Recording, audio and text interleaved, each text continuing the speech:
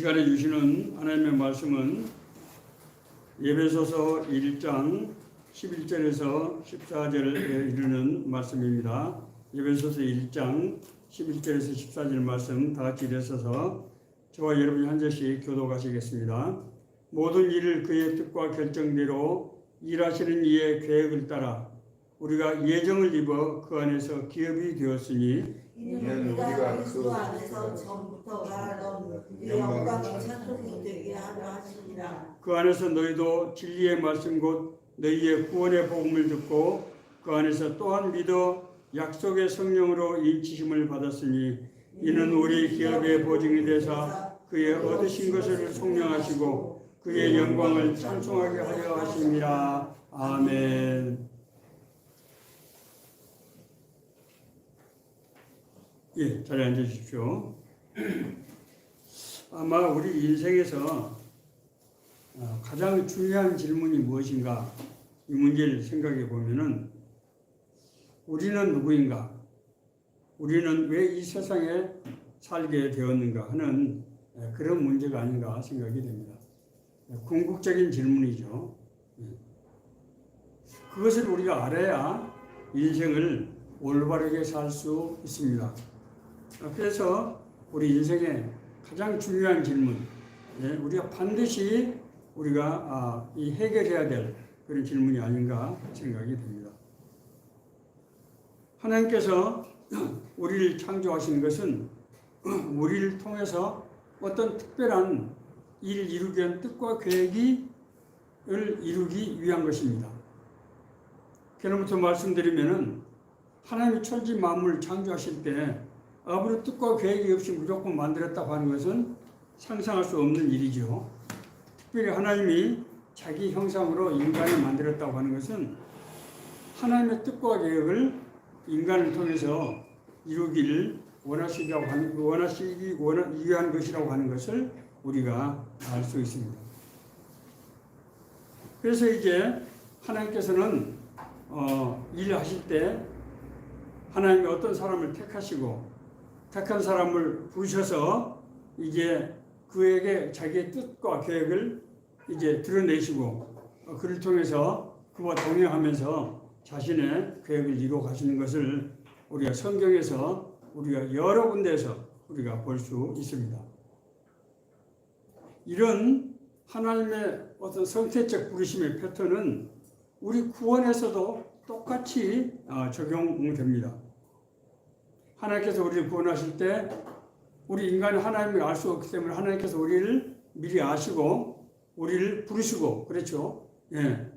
우리를 자기 하나님의 성품으로 의롭다 하시고 또 우리를 인도하셔서 우리로서 하나님의 영광, 하나님의 계획이 드러날 수 있도록 그렇게 하신다고 하는 것입니다. 똑같은 패턴입니다. 성경에는 이렇게 하나님께서 택한 자를 들어 쓰시는 얘기들이 아주 수도 없이 많이 나와 있습니다.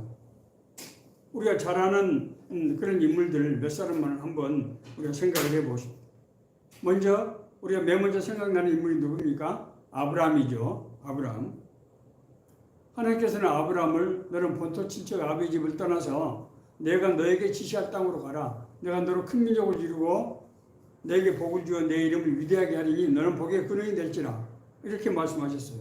하나님께서 아브라함을 부르셔서 자기 하나님을 믿고 살아가는 것이 얼마나 큰 복인가 하는 것을 모든 족속에게 알게 하시기 위해서 부르셨다고 그렇게 말씀하셨습니다. 여러분 좋아하는 요셉은 어떻습니까? 우리 청소년들에게 교회에서 가장 좋아하는 인물이 누구냐 그러면 대개 다윗이나 요셉을 얘기하죠. 예, 다윗은 이스라엘의 최대 군주고 요셉은 애굽의 총리 아니었습니까? 요셉은 두 번의 꿈을 통해서 애굽으로 노예로 끌려가죠. 그러나 나중에 그가 노예로 끌려갔던 것 때문에 애굽의 총리가 되는 그런 정말 이상한 일이 일어납니다. 왜 하나님께서 요셉을 애굽까지 보내서 총리로 세우셨느냐? 그것은 애굽 그 큰 땅에서 요셉의 자손들, 다시 말해서 야곱의 자손들이 번성해서 나중에 가나안 땅에 정말 한꺼번에 몰려 들어가서 가나안 땅을 정복할 수 있도록 그렇게 하기 위한 거였죠. 우리가 놀랍지 않아요? 가나안 땅에서는 그렇게 많은 민족을 세울 수가 없기 때문에 그 예고까지 불러서 그곳에서 요셉을 통해서 이루게 하신 거예요. 모세는 어떻습니까? 모세는 이제 히브리의 족속의 아들로서, 민족의 아들로서 나일강의 갈대 상자에 띄워졌지 않습니까? 그렇죠? 예. 그래서 이제 갈대 상자에 띄어서 이 그곳에 이제 산책을 나왔던 바로의 딸, 애굽의 공주의 아들로, 양아들로 입양이 되지 않습니까? 그래서 이제 애굽의 왕자로 자란 모세가 나중에 자기 동족을 이제 보호하다가 나중에 이제 히브리 이 민족이라고 하는 것이 들통이 나고, 그래서 이제 광야로 도망가서 나중에 거기서 하나님을 만나서 이제 자기가 왕자로 살던 그곳에서 히브리 민족을 이끌어서 가나안 땅으로 인도하게 하는 그런 엄청난 일을 맡게 된 것이죠. 뭐 이외에도 뭐 다윗 또 뭐 바울 모든 인물들이 하나님께서 어떤 특정한 인물을 들여 쓰시고 그 역사의 시대적인 상황마다 꼭 필요한 하나님의 일, 하나님의 전체적인 계획, 하나님의 인류 구원이라고 하는 큰 계획을 이루시는데 그 일정한 역할들을 맡기시고 그를 통해서 하나님의 뜻과 계획을 이루시더라고 하는 것입니다. 그것이 성경에 나와 있는 얘기예요.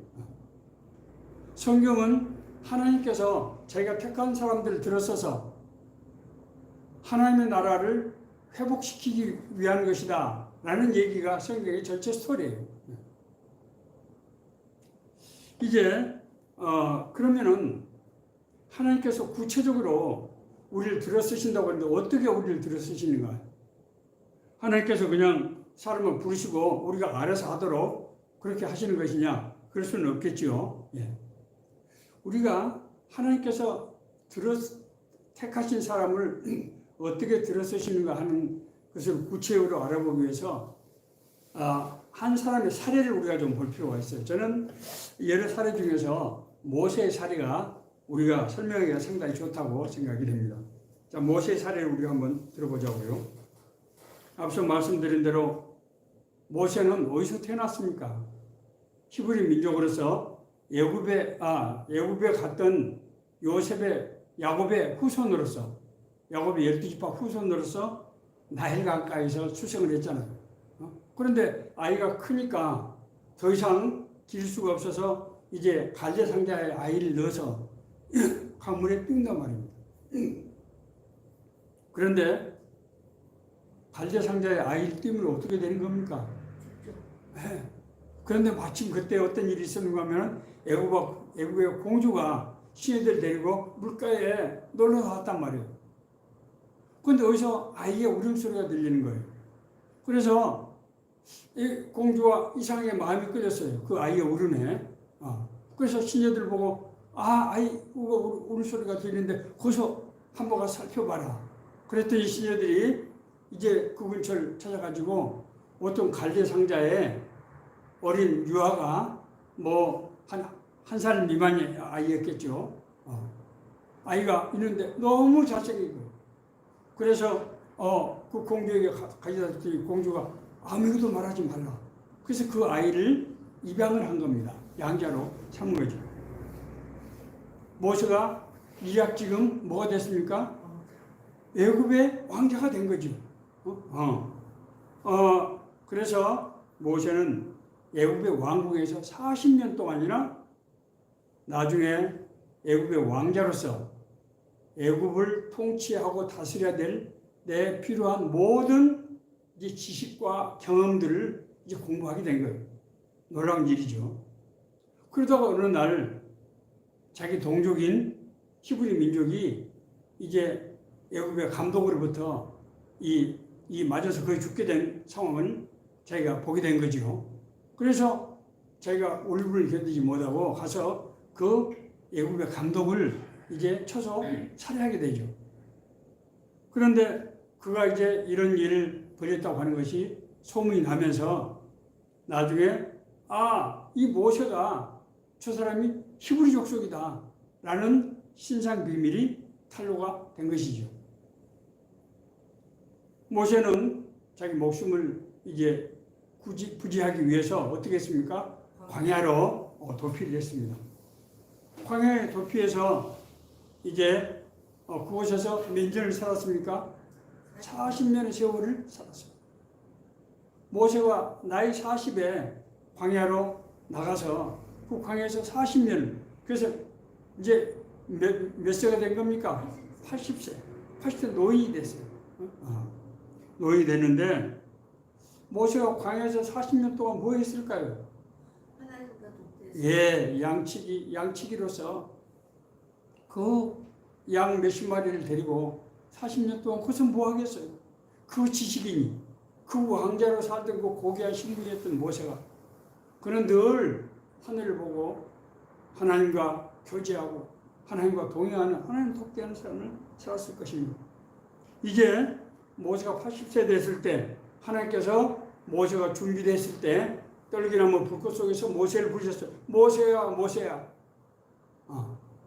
네가 지금 서 있는 곳은 거룩한 땅이니 신발을 벗어라. 이게 뭡니까? 하나님의 임재 앞에 있다고 하는 것을 말하는 것이죠. 내가 너로 히브리 족속, 너희 족속을 적과 끓이는 가나안 땅으로 인도하게 하겠다. 하나님께서 엄청난 얘기를 하죠. 지금 모세는 지금 어떤 신분입니까? 양치기잖아요, 양치기. 그것도 노인이에요. 40년 동안 광야에서 나와서 있었으니 지금 애굽에는 여전히 자기하고 동시에 사람이 있었다고 하면은 모세가 지금 어떤 신분이라고 하는 걸 너무나 잘 알고 있고, 그런데 또 지금 히브리 민족들은 자기를 압니까 모릅니까? 잘 알 수가 없죠. 왜냐면은 모세가 옛날에는 왕자로 있을 때는 뭐 몰랐고, 더구나 뭐 광야로 어떤 사람이 뭐 도망갔다 뭐 그런 정도지. 모세는 이 두 가지 걱정을 합니다. 하나님, 제가 어떻게 지금 이 나이에 제가 나를 지금 아는 사람이 나를 알아줄 누가 나를 내가 하나님이 나를 보내서 너희를 가나안 땅으로 인도하겠다. 내가 너희들 지도자가 돼서 그러면 누가 나를 인정을 해주겠습니까? 누를 믿어주겠습니까? 하나님이 함께 하신다고 하는 것을 사람들이 어떻게 알겠습니까? 두 번째로 하나님 저는 언변이 부족해요. 생각해보세요. 모세가 40년 동안이나 광야에서 아무런 사람과 만나지도 못하고 어떻게 언어가 제대로 되겠습니까?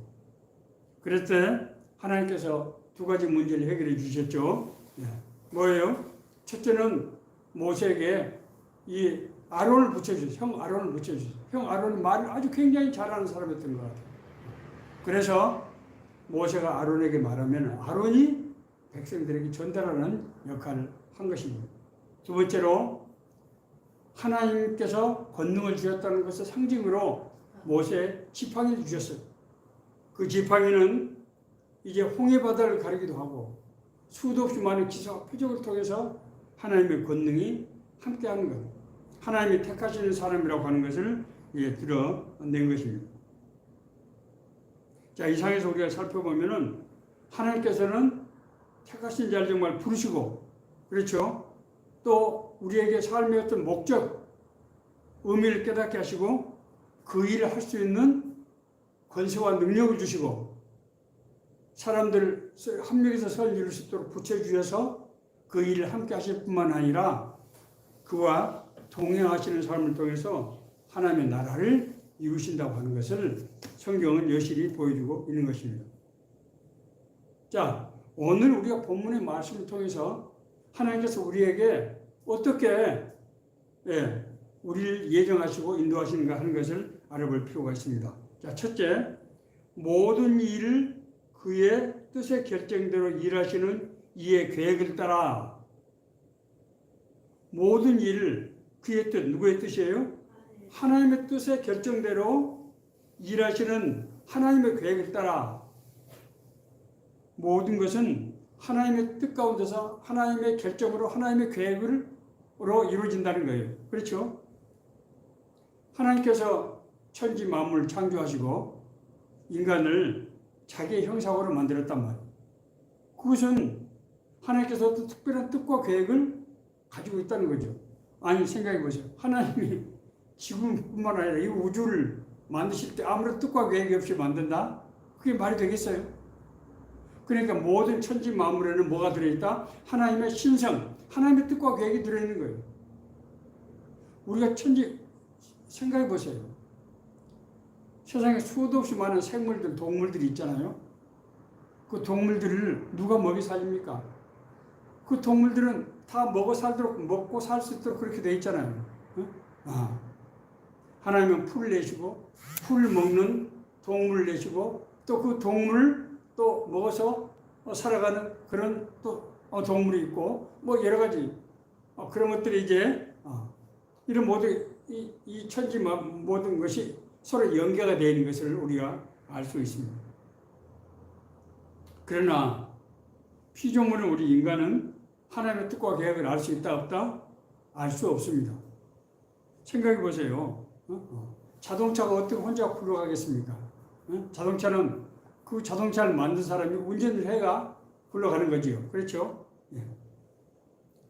하나님께서 우리에게 자기 자신을 계시하지 않으면 하나님께서 우리의 삶의 목적과 하나님의 모든 삶의 방식을 말씀해 주시지 않으면 우리는 하나님을 알 수가 없고 인생을 알 수 없다고 하는 것입니다. 성경은 인간이란 누구인가? 그렇죠? 인간은 왜 창조되었는가? 인간을 통해서 하나님께서 어떤 일을 하시는가? 인간은 어떻게 할 때 가장 행복한 삶을 살 수 있는가? 하는 모든 얘기들이 어디에 게시되어 있다고요? 하나님께서 창조하신 것을 설명하는 내용은 하나님의 말씀 속에 들어있다는 거예요.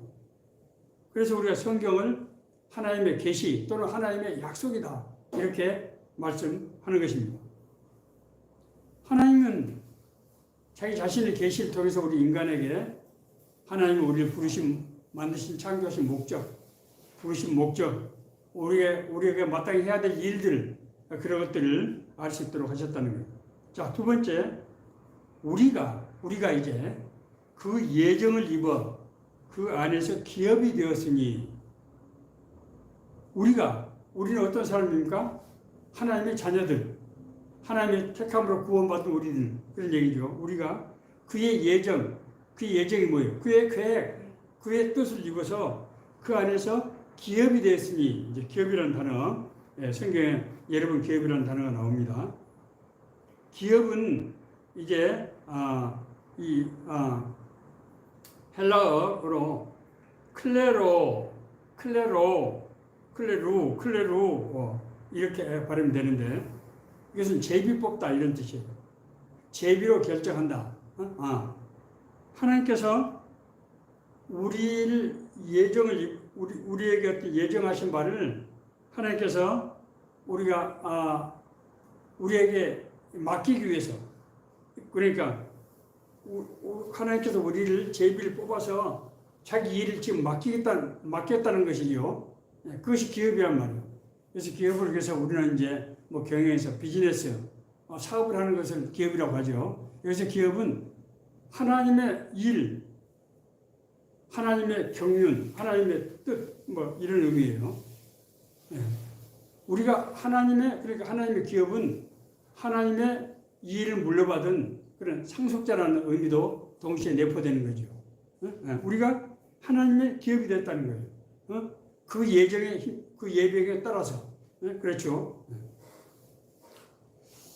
우리에게 하나님 나라의 일을 맡기신 것은 무엇을 하기 위해서냐? 그것은 이제 그리스도 안에서 그의 영광이 찬송이 되게 하려 하십니다. 이렇게 말씀하고 있어요. 그리스도 안에서란 말이 뭐죠? 예수 그리스도를 통해서 우리가 뭐가 된다? 그의 영광의 찬송. 그 영광이 뭐라고 그랬죠? 영광이라는 단어가 또 나오네요. 하나님이 임재할 때 나타나는 현상이라고 제가 말씀드렸죠. 영광이라는 단어는 쉬운 단어가 아니에요, 사실은. 글로리라는 단어는 쉬운 단어가 아니라고. 그냥 제가 아주 단순화시키면은 하나님의 어떤 뜻과 계획, 하나님의 일이 이루어졌을 때 나타나는 현상. 자, 그러니까 예수 그리스도를 통해서 우리가 하나님의 뜻과 계획을 이루는 그런 과정에 쓰임을 받게 하기 위해서 우리를 부르셨다. 이런 뜻이 되는 거죠. 그렇지 않습니까? 자, 이것을 바울 사도는 로마서 8장 29절에서 이렇게 말씀하고 있어요. 하나님이 미리 아신 자들을 또한 그 아들의 형상을 본받게 하기 위하여 미리 정하셨으니, 우리 하나님이 우리를 미리 아시고 우리를 미리 정하셨다는 거예요. 그로 많은 형제 중에서 맏아들이 되게 하려 하심이라. 여기서 그는 예수 그리스도를 말하는 거예요. 예수 그리스도가 우리 맏아들이 되면은 우리는 뭐가 됩니까? 그의 둘째, 셋째 자녀들이 되겠죠. 그러니까 우리의 삶의 모형은 누구예요? 예수 그리스도와 같이 되는 것이죠. 예수 그리스도가 첫 번째 아들이에요. 그러니까 예수 그리스도는 우리가 하나님의 자녀로서 살아야 될 모형이라고 해요, 모형. 예수님이 하신 것처럼 우리가 그 일을 하게 하기 위해서 우리를 부르셨다는 거예요. 예수 그리스도께서 하신 일이 뭡니까? 세상에 하나님의 자녀들을 회복시키시고 이 땅에 하나님의 나라가 임하게 하신 그 일을 하신 거예요. 우리는 그러면 어떤 일을 맡은 거예요? 우리가 하는 모든 일을 통해서 하나님의 사랑, 하나님의 구원, 하나님의 역사가 이 땅에서 이루어지도록 그렇게 우리에게 일을 맡겼다는 거예요. 자, 네 번째로, 그래서 그 안에서 너희도 구원의 복음을 듣고 또한 믿어 약속의 성령으로 인치심을 받았다. 그렇게 얘기하고 있어요. 그 안에서 이 하나님의 계획 가운데서 우리가 구원의 복음을 듣고 하나님의 계획 때문에 우리가 구원의 복음을 듣고 우리가 하나님의 자녀가 됐다는 거예요. 무엇 때문에? 하나님께서 우리를 통해서 이루기를 원하시는 그 계획 때문에 우리가 구원의 복음을 듣고 우리가 믿어서 약속의 성령으로 인침을 받았다. 우리가 성령을 받은 존재가 됐다는 거예요. 성령의 존재. 우리가 하나님의 뜻을 알고 하나님의 계획을 이루어가기 위해서는 어떻게 해야 돼요? 우리 안에 하나님의 영이, 하나님의 생명이 회복이 되어야 된단 말입니다. 자, 사실은 오늘 이 간단한 말씀이 모든 신학이 이 안에 지금 다 들어있는 겁니다. 하나님께서 우리에게 자신의 나라를 맡기시고 그 일을 감당하기 위해서 우리가 복음을 듣고 구원받게 하시고 구원받은 우리에게 성령이 임하게 하셔서 우리가 성령님과 동행하심으로 성령의 권세와 능력으로 성령의 인도하심으로 그 일을 하게 하셨다. 그런 말씀이죠. 정말 놀랍지 않습니까? 이것이 하나님께서 우리를 부르시고 우리를 구원하시고 우리를 인도하시는 그 목적이라는 거예요. 자, 이것을 우리가 좀 구체적으로는 하나님께서 우리를 어떻게 부르시고 우리에게 어떻게 역사하시는가 하는 것을 우리가 구체적으로 좀 알 필요가 있어요. 자, 창세기 12장 1절에는 누구의 부름입니까? 하나님께서 아브라함을 부르신 말씀 아닙니까?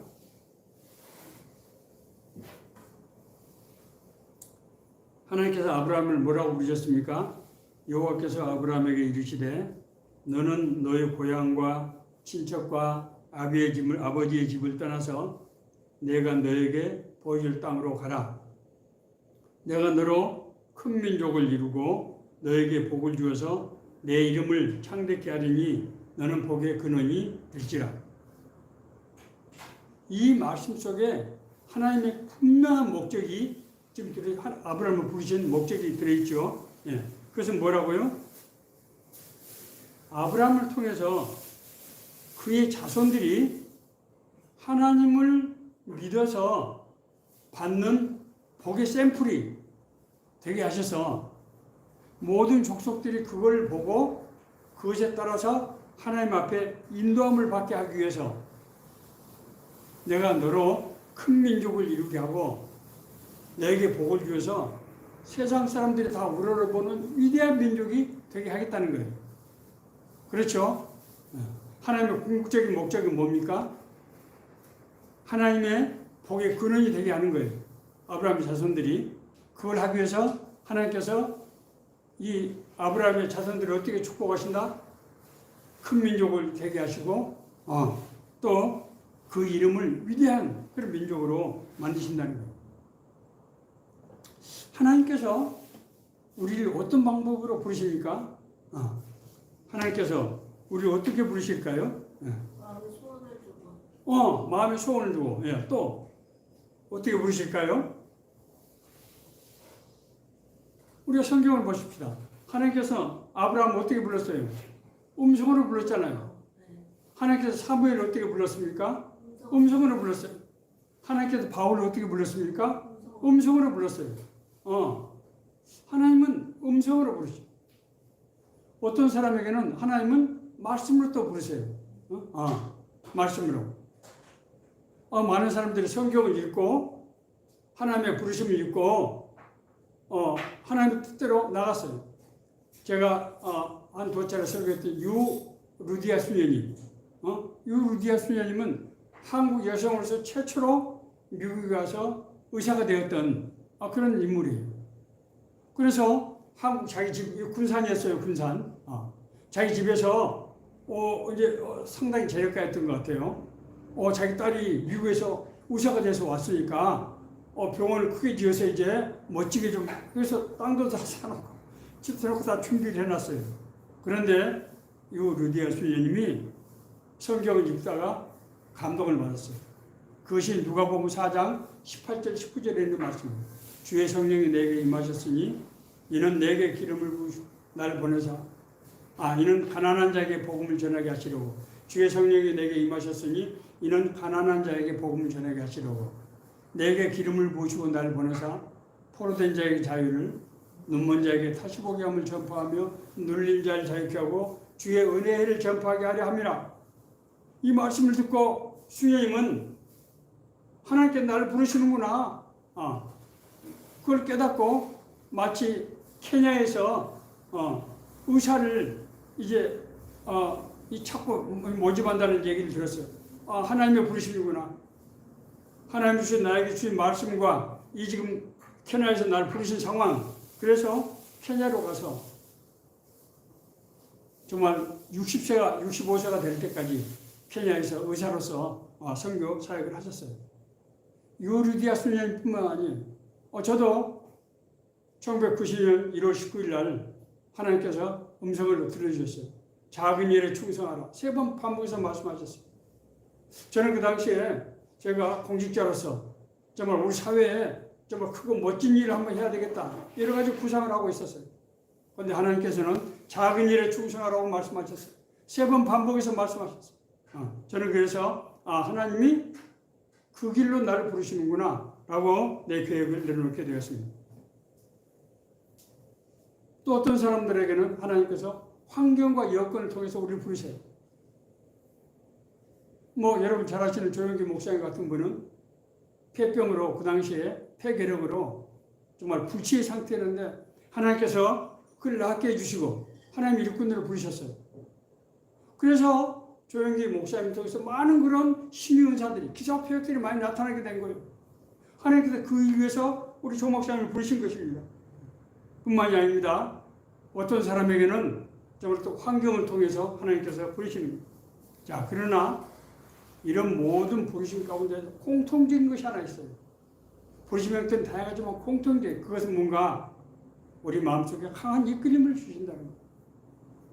하나님은 우리를 억지로 부르시지 않아요. 우리 마음속에 강한 이끌림, 뭔가 그 일을 하지 않으면 안 될 것 같은 그런 또 사모하는 열정, 그런 마음을 주시는 거예요. 너희 안에서 행하시는 이는 하나님이시니 자기의 기쁘신 뜻을 위하여 너희로 소원을 두고 행하게 하시나니. 하나님께서 우리를 부르실 때 그것이 우리에게 소원이 된다는 거예요. 그래서 늘 그걸 위해서 사모하게 되고 기도하게 되고 그 과정을 통해서 하나님께서 이루신다. 두 번째, 오늘 우리가 성경에 나타난 하나님의 부르심의 사람들을 볼 때 하나님께서 부르신 자를 인도하신다고 하는 것을 알 수 있어요. 하나님께서 홍 목사, 내가 너를 불렀으니 네가 알아서 해라. 하나님 절대 그렇게 하지 않으신다는 거예요.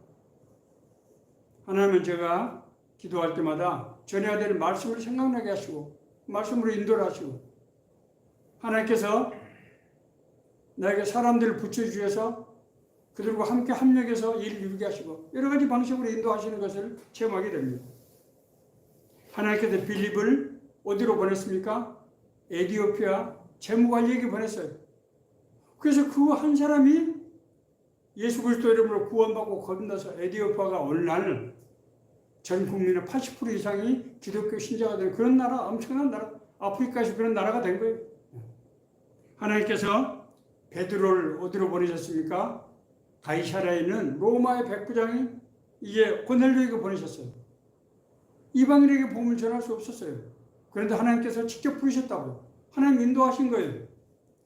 바울은 소아시아에서 복음을 전파한 후에 비두니아에 가서 이 소아시아 북부 지역에 복음을 전하고 싶었어요. 그런데 하나님께서 그 길을 막으시고 어디로 인도하셨습니까? 마게도니아로 부르셨어요. 마게도니아는 환상을 통해서 하나님께서 마게도니아로 바울을 부르셔서 동부 유럽이 전체가 복음화되고 그걸 통해서 로마에까지 복음이 전파되는 그런 길을 여셨단 말입니다. 많은 사람들이 하나님의 부르심을 받았지만은 쓰임을 받지 못하게 된 경우가 적지 않습니다. 왜 그럴까요? 부르심을 받았지만은 자기 생각대로 하려고 하기 때문에. 무조건 좋은 일을 한다고 하는 것이 아니에요. 그걸 오해하시면 안 돼요. 하나님의 이 역사는 단순히 우리가 선하게 도덕적인 그런 사람이 되게 하는 것을 훨씬 뛰어넘는 거예요. 하나님의 뜻과 계획을 이루시기 위한 거예요. 그렇기 때문에 항상 내 위주가 아니고 하나님께서 나를 어떻게 인도하시는가, 하나님께서 나를 어떻게 사용하시는가, 항상 하나님 관점에서 문제를 보고 생각을 해야 된다는 거예요. 그래야 하나님의 쓰임을 받을 수 있게 되는 거예요. 세 번째는 하나님께서 부르신 자에게는 반드시 뭘 주신다? 권능을 주신다는 거예요. 권능을 주세요. 놀라지 마세요. 제가 목회를 이제 만 7년이 이제 됐습니다.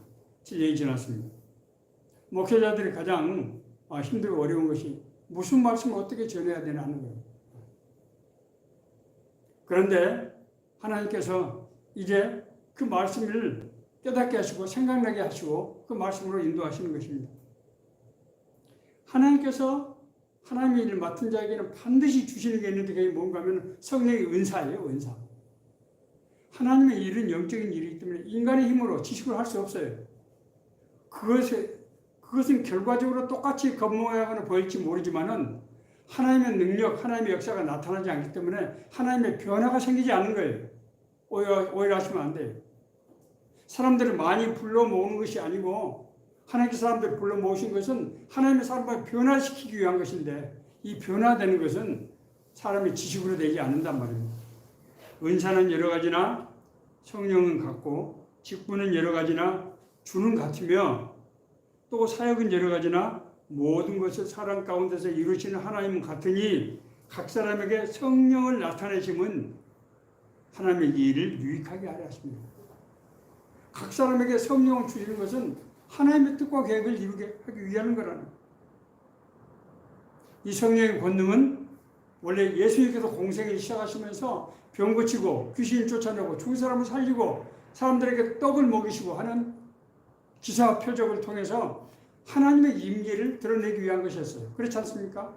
이것이 예수님께서 부활식절하신 이후에 누구에게 이제 계승됐습니까?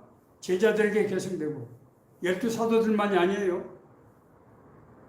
평신도 집사인 스데반과 빌립에게도 나타나고, 그거 예루살렘에 있던 많은 평신도들에게 나타나서 그 사람들이 핍박을 피해서 지중해로 가서 지중해가 복음이 되고 소아시아에게 복음이 전화되고 심지어 로마에까지 그 사람들에서 복음이 전파된 거예요.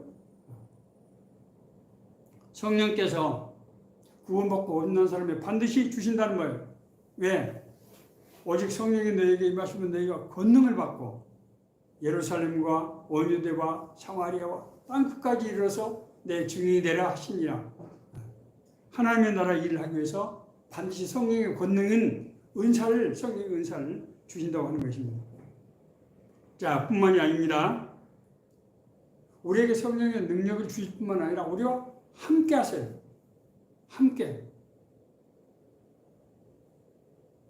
우리 인생의 가장 큰 축복이 뭔지 아세요? 하나님이 함께 하시는 거예요. 하나님. 제가 우리 동네 공원이 있어가지고 개들이 아주 많습니다. 개들이 산책하는 것을 보는데요. 개들이 자기 요즘 개들 보도 엄마 아빠 사람들 그러지 않습니까? 개들이 자기 주인하고 있으면은 작은 놈도 큰 놈한테 대듭니다. 막 깡깡하고. 왜 그랬습니까? 자기 주인이 그걸 믿으니까 그렇죠. 자기 주인 앞에서 막 딱 걔도 막 몸이 제껴져가지고 막 손자에 닫아서 막 지다대고, 그러다 큰 개가 껑 하면 그냥 싹 뒤로 숨고 그랬습니다. 하나님이 함께 하시면은 우리가 두려움, 근심, 걱정, 불안, 의심, 두려움이 없어지는 것이죠. 하나님께서 소돔과 고모라를 멸망시키실 때 우리 인간에게 상인하신 장면이 나옵니다. 놀랍잖아요. 아브라함을 택해서 아브라함에게 미리 말씀을 하세요. 그래서 아브라함이 자기 조카 롯을 생각해서 하나님 50명이 있으면 어떻게 하겠습니까? 아니다. 40명, 35명, 30명, 20명, 10명. 하나님이 그 얘기를 들어주시지 않아요. 하나님 그 얘기를 들어주세요. 그래서 롯의 가족들을 거기서 빼내는 거예요.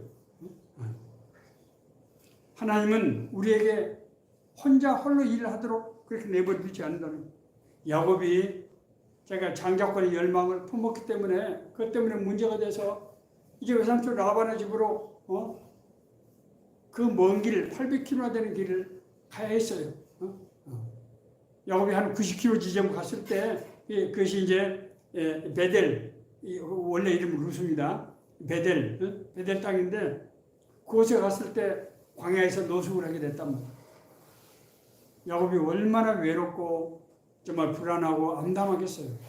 그때 하나님께서 이제 사다를 타고 내려오셨죠. 음성이 들렸죠. 나는 너희 조부 아브라함, 너희 아버지 이삭의 하나님이다. 내가 너희 조부 아브라함이 했던 약속을 내가 너를 통해서 이루게 하겠다. 그렇게 하실 뿐만 아니라 내가 어디로 가든지 너와 함께 있어 이곳으로 돌아올 때까지 너를 지키고 보호해 주겠다. 더 이상 우리가 바랄 게 뭐 있습니까?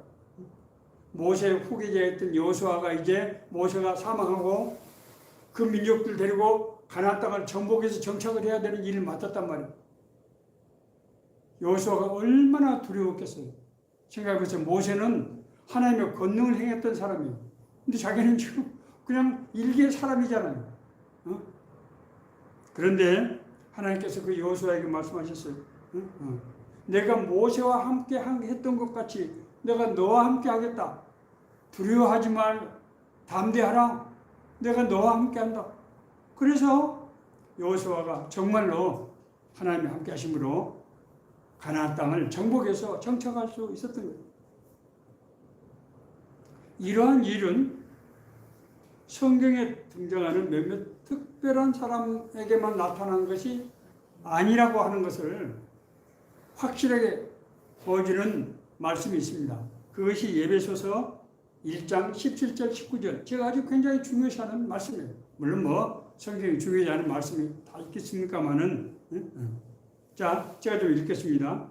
우리 주 예수 그리스도의 하나님 영광의 아버지께서 지혜와 계시의 영을 너에게 주사 하나님을 알게 하시고 너의 마음의 눈을 밝히사 그의 부르심의 소망이 무엇이며 하나님께서 우리를 부르신 에베소서 그 성도들에게 지금 얘기하는 거예요. 부르심의 소망이 무엇이며 성도 안에서 성도를 통해서 주시는 그 기업의 영광 하나님께서 맡기신 일이 얼마나 영광스러운 일인지를 알게 하시고 그의 힘의 위력으로 역사하심을 따라서 믿는 우리에게 베푸시는 성령의 권능이 얼마나 크고 놀라운 것인지를 너희가 알게 하시기를 구하노라. 오늘 제가 말씀드렸던 성경에 나오던 모세를 통해서 아브라함을 통해서 요셉을 통해서 이런 하나님께서 하셨던 모든 일들이 그것을 지금 똑같이 그런 일이 이루어진다고 바울이 지금 에베소 교인들에게 얘기하고 있고 그 얘기들이 우리가 지난해 가을부터 1년 동안 공부했던 사도행전에 보면은 사도행전에 구원받고 겁난 모든 사람들에게 나타났다고 하는 것을 기록하고 있단 말입니다. 자, 이제 말씀을 마치겠습니다. 사실 이 목적이 이끄는 사람의 설교는 너무나 중요한 설교이기 때문에 그리고 큰 설교에서 한두 번의 설교를 마칠 수가 없어요. 아마 한 3번 정도 하게 되지 앞으로 한 2번 정도 오늘 총괄적인 설교를 했고 2번 정도 더 하게 되지 않을까 생각이 됩니다. 하나님의 부르심이 우리를 선택하시고 우리를 구원하시고 우리에게 갈 길을 인도하시고 우리에게 권능을 통해서 우리와 함께 하시면서 하나님의 뜻과 계획을 이루신다는 거예요. 자 그러면은 어떻게 하면 우리가 이 일에 쓰임을 받을 수 있는 것인가? 앞서 말씀드린 대로 하나님의 부르심을 받은 사람은 많지만은 쓰임을 받는 사람은 그렇게 많지 않다는 거예요. 왜 그렇습니까? 네, 하나님의 뜻에 순종하지 못했기 때문입니다. 우리가 하나님께서 순종하려고 하면은 하나님께서 앞서 제가 말씀드린 4가지 하나님의 부르시고 오늘 인도하시고 우리에게 권능을 주시고 함께 하신 이것이 구체적으로 우리 삶 가운데서 어떻게 나타나냐 하는 것을 이제 제가 다음번 설교 그 다음번 설교를 통해서 구체적으로 말씀을 드리게 될 거예요. 오늘 이 말씀이 우리 인간에 대한 궁극적인 질문, 인간은 누구인가? 나는 무엇을 위해서 이 세상에 왔으며 따라서 나는 어떻게 살아야 될 것인가 하는 문제에 대한 여러분들이 해답을 발견하는 그런 계기가 되기를 간절히 바랍니다.